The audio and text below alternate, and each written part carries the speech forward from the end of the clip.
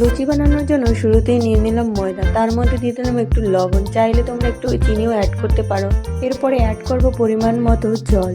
জলটা যাতে বেশি না হয় সেদিকে খেয়াল রাখতে হবে, আবার কমও যাতে না হয় সেটাও মনে রাখতে হবে, কারণ কম হলে ডোটা শক্ত হয়ে যাবে, বেশি শক্ত হলে লুচিটাও শক্ত শক্ত হবে, আর ডোটা যত নরম হবে তত লুচিটাও ভালো হবে। এর মধ্যে দিয়ে দিলাম সাদা তেল।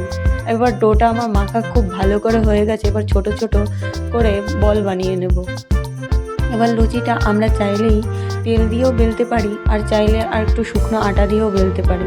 এটা যার যেমন খেতে পছন্দ করে তেমন। যদি তেল দিয়ে বেলা হয় তাহলে লুচিটা একটু নরম নরম হয়, আর যদি একটু আটা দিয়ে বেলা হয় তখন লুচিটা একটু শক্ত হয়ে যায়। তো সেই দিকে ধ্যান রাখবে যে আমি লুচিটা কি করে বেলবো কি বেলবো না। কড়াই দিয়ে দিলাম, কড়াইতে তেলটা গরম হয়ে যাওয়ার পর লুচিগুলো এক এক করে ছেড়ে দিলেই দেখবে কি সুন্দর করে ভাজা হবে। তেলটা সবসময় খেয়াল রাখবে তেলটা যেন পুরো হিট থাকে, না হলে লুচিগুলো কিন্তু ফুলবে না।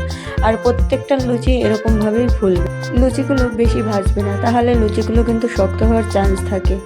আর এখানে আমার প্রত্যেকটা লুচি একটু লাল লাল করে ভেজে নিলাম, কারণ গরম গরম খেয়ে নেবে এখন।